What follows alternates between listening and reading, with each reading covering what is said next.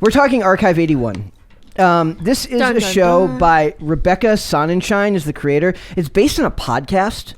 Really? It's based on a podcast called Archive 81. So that's a very, very cool way to... It's kind of like if somebody made a show out of Serial, I guess. Serial? Also, do you remember like when people would be like, well, was it better than the book? Did you like it more than the book? Is it better than is it better than the podcast? Well, there is a podcast in the show called Mystery Signals. Yeah. Now is there a podcast... Is there a podcast in the podcast called Mystery Signals? That's a very good question. That'd be so meta. Podcastception. You guys review this show and I'll review the podcast. There we go. So this show, I really do mean this when I say this. It lives and dies by the two lead actors, Mamadou Athie and Dina Shahabi.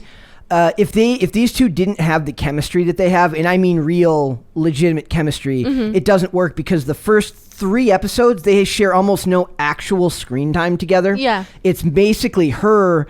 It's basically done like a found footage horror movie, but it's a found footage mystery movie. Yeah. And she's investigating an apartment building called the Visor. Now the subplot is that she's looking for her mom who abandoned her at a young age. And then also, but she's doing this for her Well, she's only looking for her mom because apparently she got a letter from her mom saying that she didn't want to meet her. Yeah. And so that doesn't out of the blue, his mom wrote to her and said, I don't want to meet you. When she was younger. The letter came when she was younger. Oh, okay. And I kid you not this actor, it's Mamadou Athie. I had to look up how to pronounce his name. Yeah. First of all, he gets shortchanged by not getting to speak enough because he has like one of the most incredible voices I've ever heard. He's got this very deep, very regal sound. Do you want him to read you audiobooks? I kind of do. To the point where I wanted his dad to be played by Courtney B. Vance, even though it wouldn't make any sense age-wise because in the show his dad is since deceased, so the dad is barely any older than him in filming because they're showing him in flashbacks. But Courtney B. Vance has this same type of voice, and there is this actress, Dina Shahabi. There is a warmth to just about everything she portrays while holding, because most of what you're seeing from her isn't shown filmed on a standard camera with standard lighting. It's literally art. It's made like an art house movie. She's holding this high-8 camera the whole time, and what you're seeing is zoomed in shots of her filming herself in a mirror, or she's talking to someone else. It's kind of like a Blair White kind of a Blair Witch. Blair White. My bad. Not to aside, but she should have something called the Blair White Project. Oh my god. Oh my god. I'm so mad that you guys got to meet Blair White. I want to meet her. I worship the ground she stands on. Maybe she'll come here and do the show. So Mamadou plays a character named Dan Turner. He is the one. He's an archivist for he restores old videotapes. Okay. And he gets hired by a guy named Virgil, who's another. That guy's awesome too. Yep. I legitimately, as somebody who's watched thousands of movies, I can't get a read.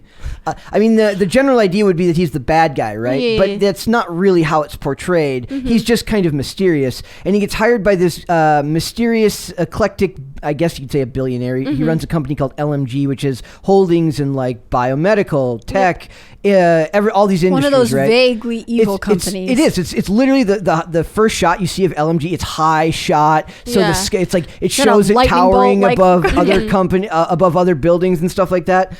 So, and this guy, he's got the southern accent, and it's not menacing.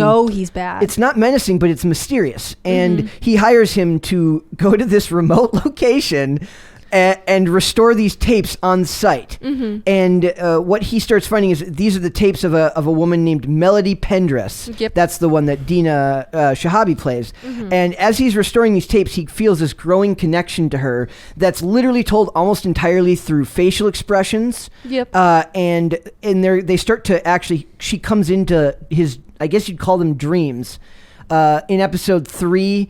And then they're actually having conversations, but he can't figure out how this would have happened because the whole point of this oral history she's doing on the Visor is that she earlier on they died and like the Visor burned down. The apartment building. The apartment building burned down. Burned down, and there was like 13 missing. It's about a cult inside the apartment building. That's interesting. It's really interesting. Like a really bad homeowners association. That's kind literally of what I said.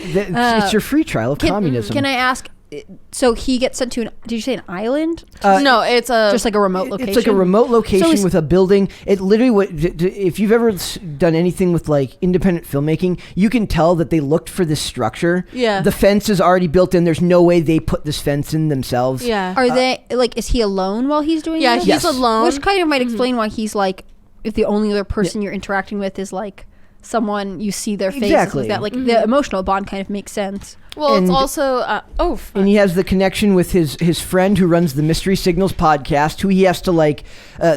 It's so funny because I want to tell everything about this show, but it's Yeah. like not all of it's super relevant. The guy Virgil, the guy who hired him to do this, has like cameras all over the house. He has to learn how to. It's kind of it gets kind of hokey and Jason Bourne-ish, where he's like figuring out where all the cameras are and stuff. Like, sure, he could maybe figure that out, but in the end of the day, he's an archivist who like restores tapes. He's not Jason Bourne. That's probably the one time it felt like out of character.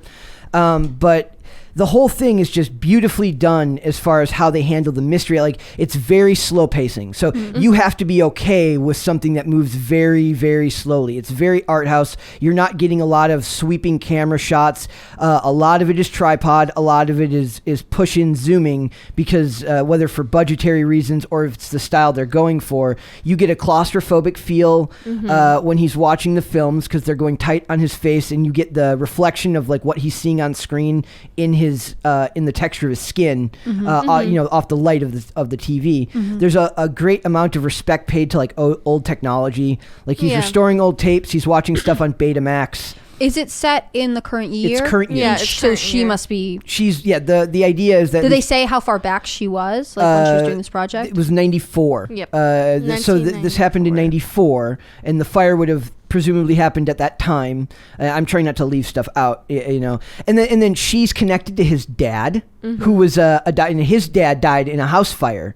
So this character, Dan Turner, his dad was a psychologist at NYU, and he finds out that he was hired because his dad worked with Melody, or like had Melody Pendergrass as a patient. And so you're unraveling Before the or mystery after before she went into this and did this research project, and you see his dad on some of the tapes. Yeah. So, and I'm only in episode 4, so you don't really know what that connection and is he was quite yet. presumably kind of young when his dad died. Yes, Yeah. he was very young when his dad died. It's kind and of his sister. It's kind of sad because he was supposed to die with them, but his dad told him to take out the dog for a walk. The sound design Yeah. on the show is incredible because so much of it is done in silence that it's the creak of footsteps. It's the sound of a Betamax tape getting pushed into the player that becomes its own character in this project, and that helps to ramp up tension. So when he's walking hallways, you feel every footstep he takes. Every time he brushes around a corner, if his shirt brushes up against the edge of the wall, It's like all the time. Yeah. He also emphasizes that he's like alone, that right? he's alone. There's a caretaker that comes on the property once in a while. I still don't know what she's about. The red jacketed woman. She has like one big. So the reason why I know more because I finished the whole series in one day. She's Wait, are you gonna spoil something? For Brett? no. It's like her part is not that big afterwards. Okay. The actor who plays Virgil, his name's Martin Donovan. Yeah. I'm assuming he plays a bigger role towards the end. Yeah, but then it kind of is a letdown. His afterwards. character, okay. Yeah. There's a lot of story elements that are included that I'm sure not all of them get paid off the same way. Like I said, if this show does not have this lead actor and actress, it dies on the table. It doesn't make it past episode 1 because there's this. You have to have the ability to act without speaking. And you can't react to anyone else, so Yeah. the weight is on you. He's looking at her like a lot of the stuff she's recording is like her own. It's like an oral history project of this building. That's what she's doing it for, her PhD. And then she's also looking for her mom there. She just happened to choose this building because it could be both her oral history project and allow her to search for her mom. So a lot of the stuff she's recording, like she's recording on this high tape camera, and she's having these. She's making these intimate observations about herself, about her story, that he is then watching, and you have to see him feel this connection grow as she makes these observations and makes herself more vulnerable, but not knowing that she's making herself vulnerable to other people because she's not she would have not known that somebody else was going to watch these tapes. Well, in that context, presumably if she's doing the oral history project as part of her PhD or whatever, she would have to submit that to someone A eventually. lot of that stuff, a lot of it seems like like she's making more because she's also interviewing people in the building. Yeah. So maybe she's planning on sort of. It was just helping her process what she was working on. It's basically video notes, right? Yeah. Like she's filming herself in a mirror, right? I don't know how much of that would have made it into the final basically cut. early days of a vlog. Yes. Where she's like documenting like her whole daily life, like the daily life vloggers. Sorry, keep going. Does the religious aspect become more important later down the line? Okay. Yeah, they there's a start big crapping meaning. on Christianity or Catholicism in episode 3 and 4, not to such an extent that it feels out of guy watching it or the cult? the show. I'm referring to the writers. Like Okay. they talk a lot about demonization and what's it called? The exorcism. Okay. Like basically there's a character named Jess. Yes. I'm assuming she becomes more important as the show goes on. She's lit completely differently than everybody else in the show. Yeah. The show is done in very dark, muted tones, and then her character literally makes every room lighter, right? Yeah. Every scene she's in, a lot of times, like, she'll turn around and the character's just standing in the middle of the room, which made me think for a while that she might not even be real, but Yeah. clearly she is real. She is real. This is Yes. a choice by the directors to do this. It's produced by James Wan as well, who's very well known for his horror-esque elements. The cult stuff doesn't become more important until just into episode 4, right? Yeah. They talk about it the whole time. She's heard of this cult that's in this building, and she sees like a worship ceremony in the Yeah. community room of the. It's a hidden room that basically she found a way into, and like in the hidden room there's like a hole in the wall so she can see like the There's weird like a ceremony. there's like a totem that they're worshiping that then disappears and comes back. Yeah. And like I said, this is very, very. Every episode is an hour long. It's 56 Yeah. minutes long, and there's 8 episodes. So Wow. that's a lot of storytelling to do. Like it has to be, the mystery has to be very, very good to keep somebody attached for that long. I have the attention span of a gnat. I have the attention span of like a dumb gnat. Like I have a very hard time focusing unless something is done really, really well. And this show does that in spades. So what made you guys want to watch this? Like, did it Well, get recommended to you, or I wanted to watch it. I don't do horror, but like how they advertised it on Netflix, I kind of like it. It's not really horror. It's more suspense. Well, than like horror. when I first watched the trailer on Netflix, like it showed like the statue, like basically the god that they're worshiping, like it's going to do like this kind of creepy thing where it like steals people. That's how it was advertised to me. So I was kind of like interested. I was like, I hope it's not another thing similar to Bird Box. Yeah, it's slower paced even than Hellbound, which Yeah. has a very slow pace.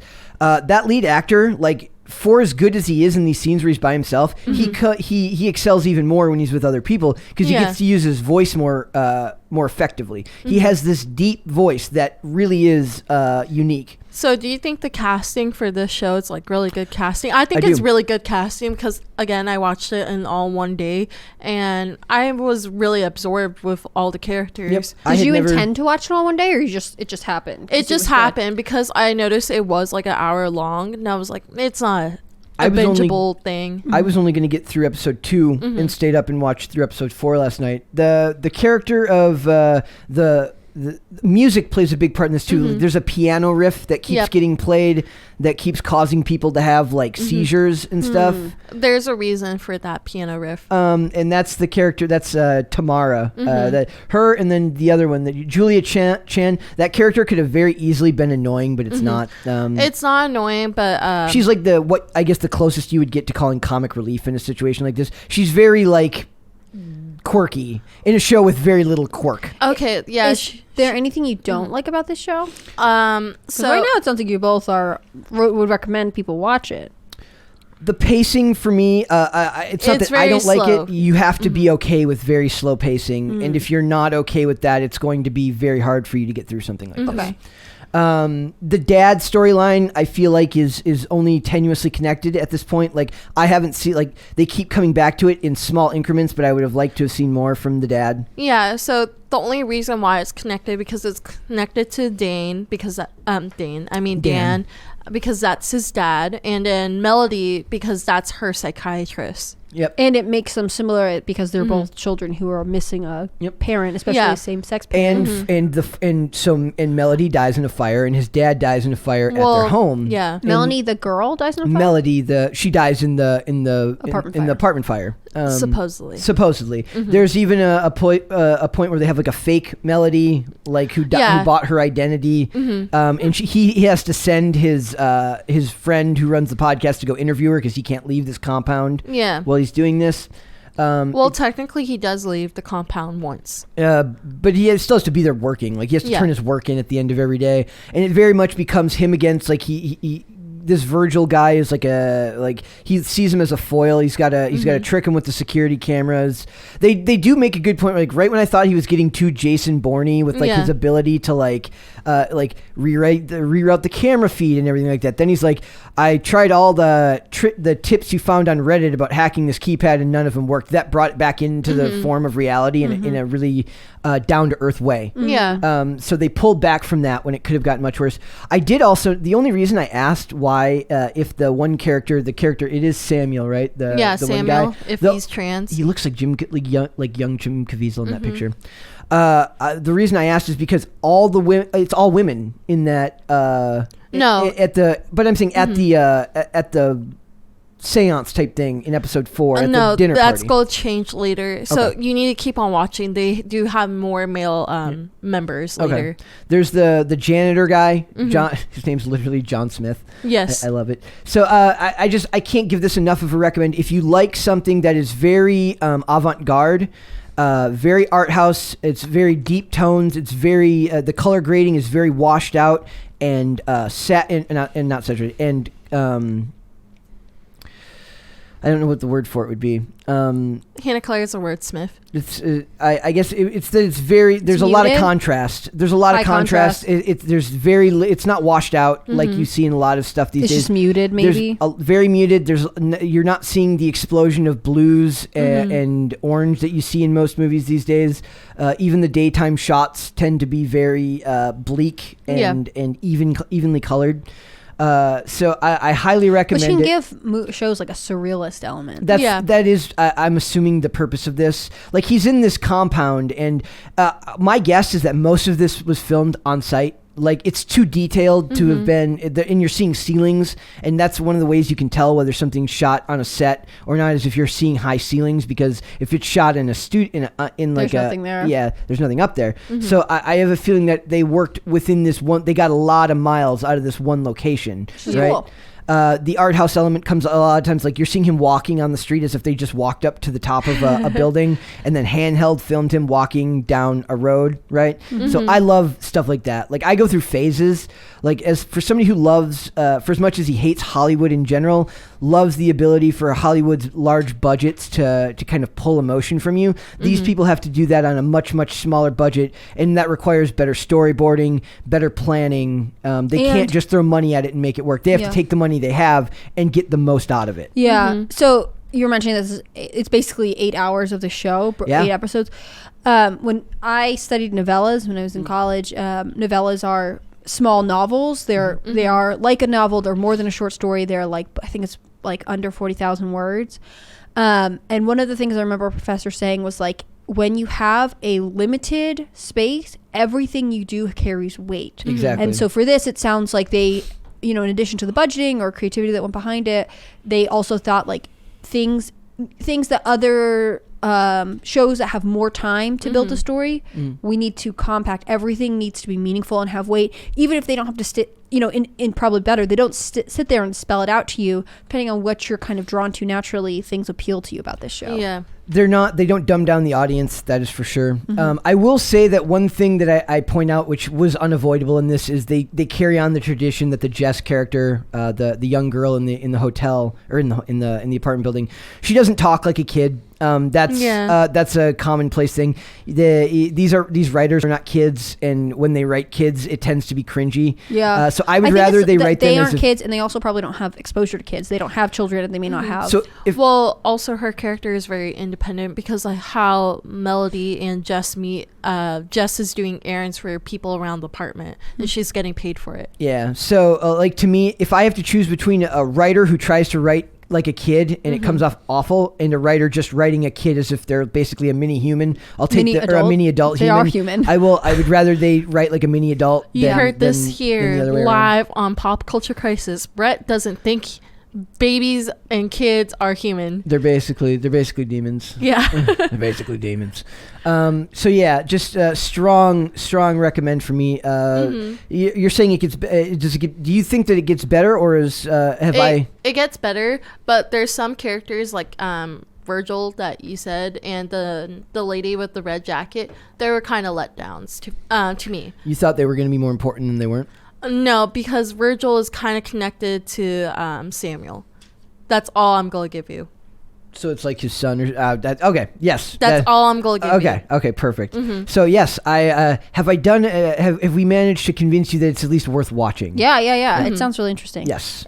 Basically you can have it in the background, but I do recommend, like, if you don't have to do work, like, actually Like watch sitting it. down Yeah. See, I think you do a disservice by putting this thing on the background, because this type of storytelling in camera work is very much its own style. And there's a lot of Easter eggs too in the background. I was gonna say, it sounds like something you might think it's okay if you had it on the background, but to really get the full impact, you need to devote time to watching it. I do believe that. So yes, Yee. it was good. It's good. So we're gonna and then what we're gonna do is we're gonna review the last 4 episodes on the Sunday show for the or for the Monday show. So we will do that, and I will probably, as soon as we're done here, go down and start working on tomorrow's show and put it on in the background. Working on tomorrow's show. I'm gonna watch some TV. Technically, your job is cool, man. This technically, is cool. that means I'm working far out because I'm working on Monday's show by going to my room and watching TV. Yeah, he What a has sweet like gig. tabs open for tomorrow. Yeah, but I like take notes and everything. Like, Yeah, I'm just teasing you. it's still work. It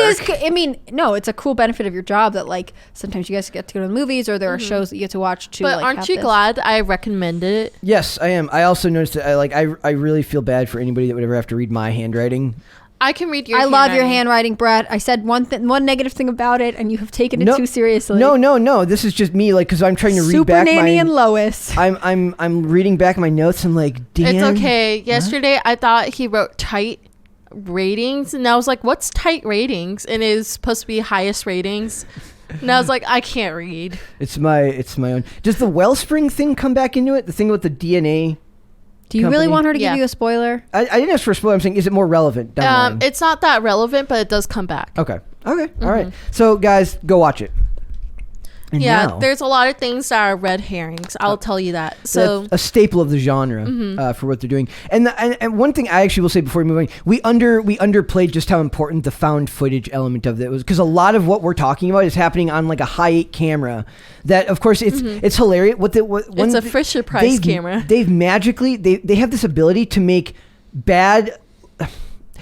It looks like she's just barely trying to film something, but it's framed really, really well. Like, I don't. Yeah, my that's guess is cool. that she wasn't even the one filming the shots that aren't of her. It's somebody else. Yeah, doing it's it, probably right? a real cameraman. It looks like accidentally really good footage. Yeah. But it speaks to her character. I mean, one of the fatal flaws of a lot of books, but also TV shows, is when you have a character that's like, I'm a PhD student, I write. I just happen to pick up a camera. It turns out I'm great at it. Wait, Her mom was a filmmaker. In Yeah, the but show. just because your parents foster. do something does not mean that you are, like, talent. Like, Well, I get you might know basic, you might have more experience than someone else, but what I'm saying is, like, the fact that it looks good but Yeah. also isn't so professionally shot that you're like, were you in film school? It's one well, of those things. she's only doing it for school because Yeah. she's like, It's not even a film project. She's just documenting. yeah, it for that's the what I'm oral- saying. Like, to give it credit that it, it looks, you wouldn't want to watch something that's too jarring. It can be hard on, like, the eyes, basically, Wait, visually. It's I like don't- when actors have to try to pretend to act bad. Yeah. Like when it's a meta scene and it's an actor having to be bad at acting, like Charlie Sheen in Major League 2, and he has to do a commercial for like Yeah. a deodorant company,